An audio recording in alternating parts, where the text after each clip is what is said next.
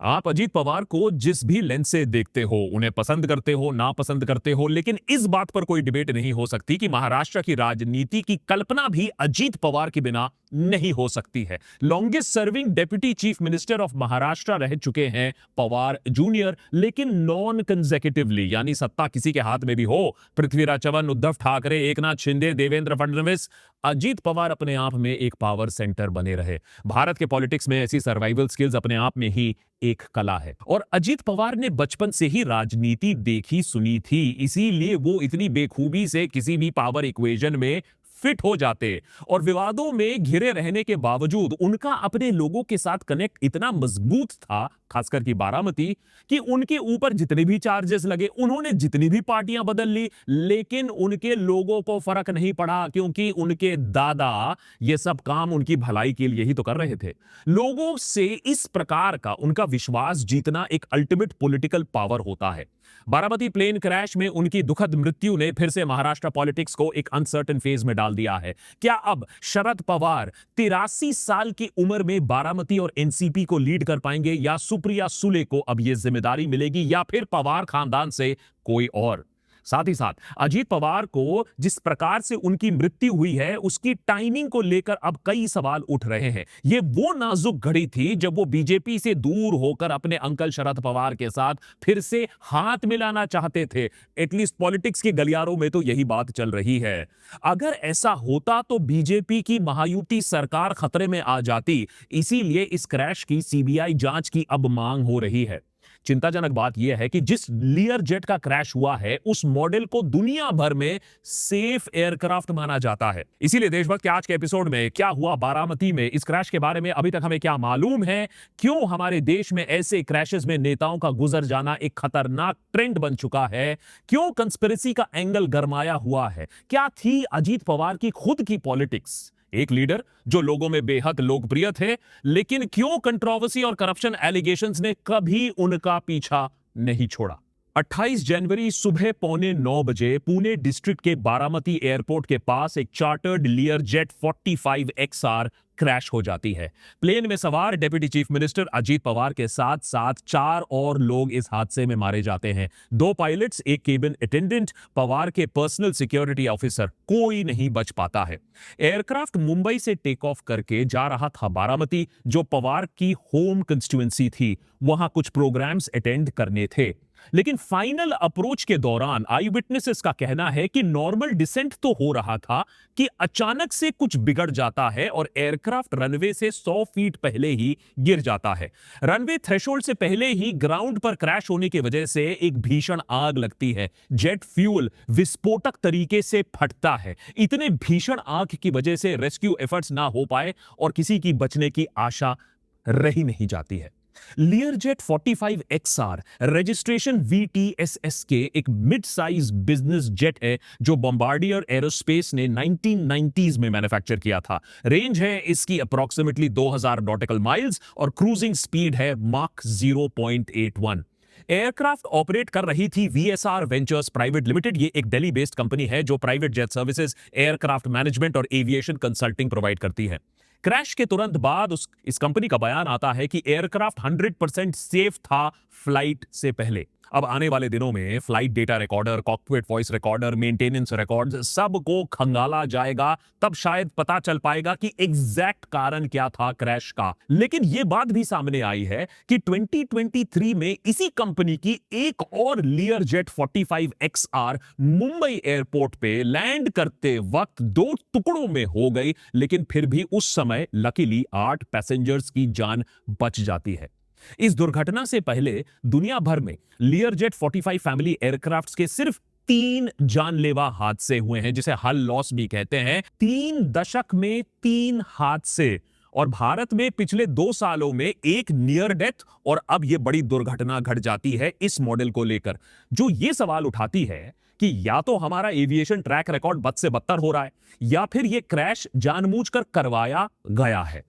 लोगों का शक करना भी जायज है। पिछले साल हुए एयर इंडिया क्रैश जिसमें farmer Gujarat chief minister Vijay Rupani समेत 250 लोगों की मौत हुई, उसका कारण हमें आज तक नहीं बताया गया है। छुपा छुपी का खेल चल रहा है और ना ही हमें दुबई एयर शो में इंडियन एयरफोर्स के तेजस क्रैश के बारे में कोई जानकारी दी गई है। आने वाले दिनों में डीजीसीए इस बात की जांच करेगी कि कोई टेक्निकल मैलफंक्शन था या नहीं, इंजन फेलियर हुआ था या नहीं, बर्ड हिट हुआ था, विंड शेयर कैसा था। लैंडिंग के समय कई फैक्टर्स होते हैं जो एक एयरक्राफ्ट को प्रभावित कर सकते हैं। लेकिन अगर जल्दी कोई जवाब नहीं आया तो कंस्पिरेसी थियरीज और तूल पकड़ने लगेंगी। साबोटाज या असैसिनेशन के एलिगेशन सोशल मीडिया पर क्रैश के बाद तुरंत शुरू हो जाते हैं। सवाल उठने लगते हैं कि पवार की मौत तब हुई जब एनसीपी के दो गुटों के बीच में सुलह की बातचीत के बारे में खबर तो आ रही थी। शरद और अजीत पवार एक होने की बातें कर रहे थे, एटलीस्ट पॉलिटिकल रूमर्स में तो यही बात चल रही थी। अजीत पवार बीजेपी पर करप्शन आरोप भी लगा रहे थे। उधर सेना उद्धव बाला साहब ठाकरे सेना लीडर संजय राउत ने तो सार्वजनिक दौर पर कह दिया था 24 जनवरी को कि अजीत पवार तैयार हैं एमवीए कोalition को ज्वाइन करने के लिए। आम आदमी पार्टी के लीडर सोमनाथ भारती ने सीधा सवाल उठा दिया कि यह एक्सीडेंट है या साबोटाज। साथ ही हाल ही में म्यूनिसिपल इलेक्शन में जो अलायंस हुआ था उसका भी जिक्र किया, जो अलायंस अजीत पवार के एनसीपी फैक्शन और शरद पवार के फैक्शन के बीच में हुई थी, जो कि शिवसेना बीजेपी शिंदे कोalition को और कॉम्प्लिकेशन में डाल रही थी। वेस्ट बंगाल चीफ मिनिस्टर और तृणमूल कांग्रेस चीफ ममता बनर्जी ने भी इसे एक ईवल डिजाइन या कंस्पिरेसी की तरफ इशारा किया है और सीधा सवाल किया है टाइमिंग को लेकर, जब अजीत पवार के बीजेपी छोड़ने की बात सामने आ रही थी। बनर्जी ने कहा कि even political leaders are not safe in this country और एक सुप्रीम कोर्ट मॉनिटर्ड इन्वेस्टिगेशन की मांग की, क्योंकि दूसरे सेंट्रल एजेंसीज पर उन्हें भरोसा नहीं है। कांग्रेस प्रेसिडेंट मल्लिकार्जुन खड़गे ने भी क्रैश को अननेचुरल और डीपली ट्रेजिक इंसिडेंट कहा है और कहा है कि एक डिटेल्ड प्रोब की जरूरत है जिससे पता चले कि कोई फाउल प्ले था या नहीं। हमारे देश में ऐसे रहस्यमय क्रैशेस कुछ ज्यादा ही होने लगे हैं। पिछले साल का एयर इंडिया और आईएएफ तेजस क्रैश को अगर हम साइड में भी रख दें तो याद आता है दिसंबर 2021 का वो दिन जब मी-17 V5 हेलीकॉप्टर नीलगिरी के वादियों में जाकर टकराता है, ध्वस्त हो जाता है। जनरल बिपिन रावत, इंडिया के पहले चीफ ऑफ डिफेंस स्टाफ की मृत्यु हो जाती है। अप्रैल 2011 में अरुणाचल प्रदेश में चीफ मिनिस्टर दोरजी खांडू का यूरोकॉप्टर AS-350 पहाड़ों में जाकर टकरा जाता है सीला पास के पास। उससे 2 साल पहले 2009 में Andhra Pradesh chief minister YS Rajasekhara Reddy का बेल 340 हेलीकॉप्टर क्षतिग्रस्त हो जाता है नल्ला मल्ला के घने जंगलों में। 12 घंटों तक क्रैश साइट तक नहीं मिलता है। उस समय मैं भी उन चंद रिपोर्टर्स में था जो ग्रेहाउंड्स की मदद के साथ उस क्रैश साइट तक पहुंच पाते हैं और उस हेलीकॉप्टर की जो चीथड़े उड़े थे उसका दृश्य आज भी मुझे साफ याद है।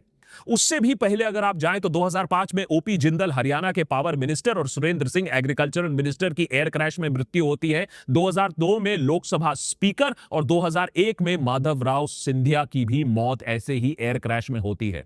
ऐसे हाई प्रोफाइल क्रैशेस के पीछे अक्सर 3 कारण सामने आते हैं: बैड वेदर, टेक्निकल स्नैग और वीआईपी प्रेशर। एक्सपर्ट्स इसे कहते हैं गेट देयर इट इज। ये एक ऐसी मानसिकता है कि भैया हमें मंजिल तक पहुंचना है, चाहे संकेत साफ हैं कि भैया मामला सेफ नहीं है, वेदर सेफ नहीं है, प्रेशर आ जाएगा फ्लाइट पर, लेकिन अगर नेता को रैली में पहुंचना है तो पहुंचना है। मौसम और लॉ ऑफ फिजिक्स को लोग भूल जाते हैं। इतने क्रैशेस के बाद कम से कम डीजीसीए को सख्त नियम बना देना चाहिए कि अगर 5000 मीटर से कम विजिबिलिटी है तो कोई भी चार्टर, खास करके वीआईपी चार्टर फ्लाइट को उड़ने की परमिशन नहीं मिलनी चाहिए, चाहे उसमें मंत्री का भतीजा बैठा हो या मंत्री खुद बैठा हो। गजब तमाशा चल रहा है हमारे देश में। यहां हम चांद और मंगल तक पहुंच जा रहे हैं और यहां मुंबई और बारामती में जाने में लोगों की जान जा रही है। एयर इंडिया की तरह आप देख लीजिएगा, जल्द ही ऐसा होगा, इसे पायलट एरर बोलकर मामला को रफा दफा करने की कोशिश की जाएगी। 3 दशकों से अजीत अनंतराव पवार महाराष्ट्र पॉलिटिक्स का अटूट हिस्सा बने रहे। उनके सपोर्टर्स उन्हें दादा कह के बुलाते, उनके राइवल्स उन्हें द अल्टीमेट पावर ब्रोकर कहते। 66 साल की उम्र में उनका सफर वेस्टर्न महाराष्ट्र के शुगर कॉरपोरेटिव से मंत्रालय तक बहुत दिलचस्प रहा है और वो रुकने वालों में से नहीं थे। एनसीपी का सूरज भले ही ढल रहा हो, लेकिन अजीत पवार जानते थे कि उन्हें क्या चाहिए। महाराष्ट्र की चीफ मिनिस्टर की कुर्सी, और यही उनके कॉम्प्लिकेटेड लेगेसी का हिस्सा है। एम्बिशन, हार्डवर्क, कंट्रोवर्शियल, डिसाइसिव और करप्शन के एलिगेशन। क्या रहेगी अजीत पवार की लेगेसी? उन्हें लोग कैसे याद करेंगे? अजीत पवार को समझने के लिए आपको पिछले कुछ सालों के हेडलाइंस को साइड रखकर जाना होगा अहमदनगर तक। जुलाई 22, 1959 में अजीत पवार का वहां जन्म होता है। उनके पिता अनंतराव पवार काम करते थे legendary film maker V Shantaram के लिए राजकमल स्टूडियोज मुंबई में, जबकि उनके अंकल शरद पवार अपनी पहचान पॉलिटिक्स में बस बनाना शुरू ही कर रहे थे। अजीत एक ऐसे घर में बड़े हुए जहां आर्ट और पॉलिटिक्स मिक्स होता था। जब अनंतराव का देहांत हो जाता है तो परिवार की जिम्मेदारी अजीत के कंधों पर पड़ती है और उसे अपना कॉलेज एजुकेशन छोड़ना पड़ता है। और यहीं से शुरू होता है अजीत पवार का महाराष्ट्र के रियल इकोनॉमी के साथ इंट्रोडक्शन, यानी वाटर, क्रॉप्स और क्रेडिट। अपनी अंकल के देखरेख में अजीत शुरू करते हैं अपनी अप्रेंटिसशिप कोऑपरेटिव सेक्टर में। 1982 में वो इलेक्ट होते हैं एक बोर्ड पर of a cooperative sugar factory. 1991 तक उन्होंने कंट्रोल ले लिया Pune district central cooperative bank का, या पीडीसीबी, एक पोजीशन जो उन्होंने होल्ड किया 16 साल तक। अजीत के लिए ये सिर्फ बैंक या फैक्ट्रीज नहीं थे, ये पॉलिटिकल नर्व सेंटर्स थे ऑफ पावर। उन्होंने यही सीखा कि कैसे पैसा मूव होता है, कैसे बिल्ड करना होता है लॉयल्टी, कैसे चीजें करवानी होती है महीनों में जो ब्यूरोक्रेसी सालों साल लगा दे। 1991 में वो चुने गए बारामती लोकसभा कंस्टिट्यूएंसी से भारी मार्जिन से, लेकिन उन्होंने सीट विकेट कर दी कुछ ही महीनों के अंदर, ताकि उनके अंकल शरद पवार, जो कि उस समय यूनियन डिफेंस मिनिस्टर बने थे, वो पार्लियामेंट में एंटर कर सके। इसी से आप ये इक्वेशन समझ सकते हो अंकल और भतीजे के बीच में। अजीत पवार फिर वापस आते हैं state assembly, Baramati seat by election जीतकर, एक सीट जिस पर उन्होंने अपनी पकड़ बनाकर रखी 7 कंसेक्यूटिव टर्म्स तक। अक्सर वो रिकॉर्ड ब्रेकिंग मार्जिन से यहां से जीतते, इतने लोकप्रिय थे। तो पैसा का इंफ्लुएंस हो या ना हो, इस बात पर कोई डिबेट नहीं है कि वो अपनी कंस्टिट्यूएंसी में बहुत लोकप्रिय थे। उनका पहला मिनिस्टीरियल रोल था सुधाकर राव नायक के कैबिनेट में as minister for state for agriculture and power, जहां उनके वर्क कल्चर की खूब चर्चा हुई। एक एडमिनिस्ट्रेटर के तौर पर अजीत पवार का ट्रैक रिकॉर्ड सॉलिड था। एक कल्चर जहां आईएसटी का मतलब अक्सर होता है इंडियन स्ट्रेचेबल टाइम, वहां Ajit Pawar odd one out थे। उनकी 6 AM मीटिंग्स मंत्रालय में लेजेंडरी बताए जाते हैं। ब्यूरोक्रेट्स बताते हैं कि 6:15 पर वो हांफते हांफते पहुंचते तो देखते कि दादा एक स्टैक ऑफ फाइल्स क्लियर कर चुके हैं, दूसरी मीटिंग में घुस चुके हैं।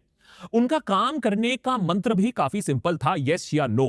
अगर एक प्रोजेक्ट वायबल था तो क्लियरेंस ऑन द स्पॉट मिलेगा, अगर नहीं तो वो वही बता देते थे पिटिशनर को। उनके मुंह पर अक्सर काफी ब्लंट हुआ करते थे, जो लोगों को अब्रेसिव स्टाइल लगता था। लेकिन पावर के साथ साथ आई ना रुकने वाली कंट्रोवर्सी। एक दशक तक अजीत पवार पर 70,000 करोड़ इरिगेशन स्कैम की तलवार लटकती रही। मिनिस्टर ऑफ वाटर रिसोर्सेज के तौर पर 1999 और 2009 के बीच पर उन पर इल्जाम यह था कि खर्चा तो हजारों करोड़ों रुपए का हुआ, लेकिन एक्चुअल इरिगेशन पोटेंशियल बढ़ी 1% भी नहीं। उस वक्त देवेंद्र फडणवीस ने भी अजीत पवार का खूब मजाक उड़ाया था, उन्हें जेल भेजने की बात की थी कि इससे मैं चक्की पिसवाऊंगा। सरकार आल्यानंतर अजित दादा चक्की पिसिंग पिसिंग पिसिंग एंड पिसिंग। इसी सिलसिले में उन्होंने 2012 में इस्तीफा भी दिया, लेकिन कुछ ही महीनों बाद रीइंस्टेट भी हो गए, जब सरकार के व्हाइट पेपर ने उन्हें क्लीन चिट दे दिया, जिसे ऑपोजिशन ने लेबल किया एज व्हाइट वॉशिंग मशीन चल रहा है। चिताले कमिटी रिपोर्ट ने माना कि एडमिनिस्ट्रेटिव लैप्सेस हुई हैं, लेकिन अजीत पवार पर फाइनेंशियल एम्बेजलमेंट का इल्जाम नहीं लगाया गया। तो इस क्लीन चिट के बारे में अजीत पवार अपने विरोधियों को अक्सर याद दिलाते। तुम्हाला माहिती आहे माझ्यावर 70,000 कोटीचा भ्रष्टाचार होता, झाला ना? जाती जाती केलं त्या सगळे सगळं सरकारमध्ये आहे का? लेकिन करप्शन एलिगेशंस के अलावा अजीत पवार अपने बयानों के लिए अक्सर सुर्खियों में रहते। 2013 में भीषण सूखे के चलते शोलापुर में किसान भूख हड़ताल पर बैठे, पानी की मांग को लेकर। इंदिरापुर में एक रैली को संबोधित करते हुए पवार ने कहा कि अगर बांध में पानी नहीं है तो मैं क्या करूं, उस पर पेशाब करूं।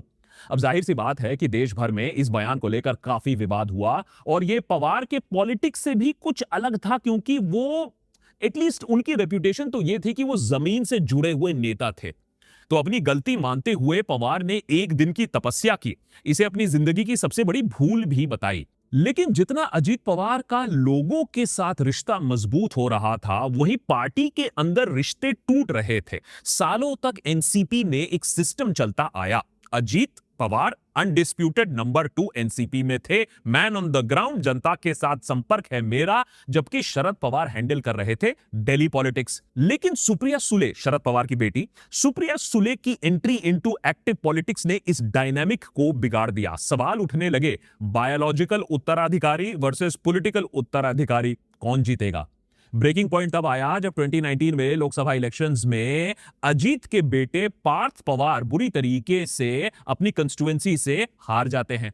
अब अजीत के कैंप को लगता कि एनसीपी की जो टॉप लीडरशिप है वो पार्थ को ठीक से सपोर्ट नहीं करी, जानबूझकर सपोर्ट नहीं की, और एक बार ना ये जो डाउट है, ये जो रंजिश है, ये दिमाग में एक बार घर कर लेता है ना, तो फिर तो सब कुछ टूट ही जाता है। नवंबर 23, 2019 को पूरा महाराष्ट्र प्रदेश इस खबर के साथ उठ रहा था कि भाई शिवसेना एनसीपी कांग्रेस की अलायंस बनने वाली है।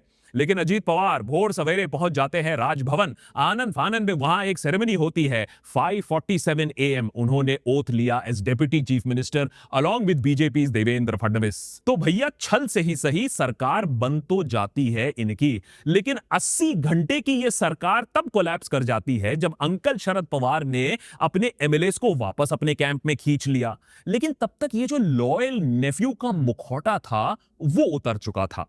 अजीत पवार भी कैंप में वापस आते हैं, अंकल उन्हें माफ भी कर देते हैं, वो डेप्यूटी चीफ मिनिस्टर भी बन जाते हैं फिर से अंडर उद्धव ठाकरे। लेकिन दरार जो एक बार बन गई थी वो बन गई थी, अब तो ब्रिज गिरने का इंतजार था। और वो ब्रिज गिरती है जुलाई 2023 में, जब अपने आप को साइडलाइन पाते हुए पोस्ट शरद पवार एनसीपी में जगह ना मिलने के डर से अजीत पवार एनसीपी को एक वर्टिकल तरीके से उस पर स्प्लिट डाल देते हैं, पार्टी को 2 हिस्सों में तोड़ देते हैं। पार्टी सिर्फ छोड़ते नहीं हैं, मेजॉरिटी ऑफ एमएलएस को साथ लेकर बाहर जाते हैं। उसके बाद बीजेपी का पूरा सहारा मिलता है। फिर फरवरी 2024 में एक लैंडमार्क डिसीजन में Election Commission of India NCP नाम और एनसीपी का clock symbol Ajit Pawar faction को सौंप देता है। शरद पवार के भतीजे ने बगावत ही नहीं की, बल्कि अंकल की पार्टी ही पूरी तरीके से लूट डाली। 2024 लोकसभा इलेक्शंस में पवार वर्सेस पवार आपको बैटल भी दिखने को मिला बारामती में, जहां अजीत की पत्नी सुनेत्रा का मुकाबला होता है अजीत की बहन सुप्रिया सुले के साथ। अजीत पवार ने बार बार इस बात पर जोर दिया कि पारिवारिक लड़ाई नहीं है, यह बैटल ऑफ आइडियोलॉजीज है, one of stagnation versus speed. लेकिन सुप्रिया सुले ने चुनाव जीता, अच्छे मार्जिन से जीता। शरद पवार ने एक बार फिर से दिखा दिया कि उन्हें खत्म करना इतना आसान नहीं है। पिछले कुछ सालों में अजीत पवार ने बारामती मॉडल पर बहुत काम किया था। वो इसे एक ग्लोबल केस स्टडी बनाना चाहते थे। साथ ही साथ पुणे मेट्रो प्रोजेक्ट और समृद्धि महामार्ग प्रोजेक्ट्स को भी पुश करने में उनका बहुत बड़ा योगदान रहा है। अक्सर एक फोन कॉल से ब्यूरोक्रेटिक हर्डल्स को वो बाईपास कर देते थे। अब कुछ नेतागण फिलॉसफी झाड़ने में बहुत अच्छे होते हैं, बड़ी बड़ी बातें करते हैं, लेकिन अजीत पवार की रेप्यूटेशन ये थी कि वो जमीन से जुड़े नेता थे। कंक्रीट, बजट, बैलेंस शीट उन्हें अच्छी तरीके से समझ आता था। इतने करप्शन केसेस होने के बावजूद, अपने मेंटोर शरद पवार से अलग होने के बावजूद वो लोकप्रिय बने रहे, क्योंकि उन्होंने जनता के साथ अपना कनेक्ट टूटने नहीं दिया था। अक्सर लोग उनके पास अर्जी लेकर आते, और रेप्यूटेशन तो अजीत पवार की यही है कि अगर आपने सारे डिटेल्स लिख के दिए हैं, अगर आपका ग्रीवांस सही है तो उस पर एक्शन होता था।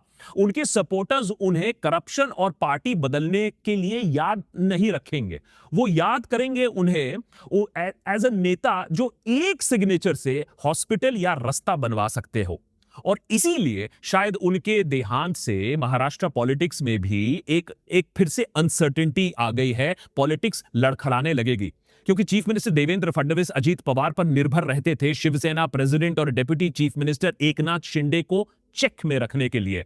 अब अजीत के बिना शिंदे पर वो जो लीवरेज था वो फडणवीस के हाथों से चला गया है, और अगर इस हादसे के बाद दोनों एनसीपी के फैक्शंस एकजुट हो जाते हैं तो फडणवीस सरकार को, बीजेपी सरकार को वहां खतरा हो सकता है। एक इंटरेस्टिंग चीज है कि पिछले 8 घंटों में जब हम इस एपिसोड को बना रहे थे, लोगों से रिसर्च पर के लिए बात कर रहे थे, फोन कर रहे थे, तो बहुत अलग अलग ओपिनियंस मिले अजीत पवार के बारे में। ऑब्वियसली कुछ लोगों ने सिर्फ उन्हें करप्शन और हेडलाइंस के लिए याद रखा, कुछ लोग जो ग्राउंड पॉलिटिक्स देखते हैं वो उनके डेवलपमेंटल पॉलिटिक्स के बारे में बात कर रहे हैं, कुछ लोग उन्हें as the last secular leader याद कर रहे थे। तो एक अलग अलग लोगों की एक याद है जो लेगेसी रहेगी लोगों में, जो उनका काम देख चुके हैं उनकी यादें शायद अलग होंगी। आपको अजीत पवार के बारे में क्या लगता है? What will be his legacy? जरूर बताइएगा कमेंट्स में। How would you remember him?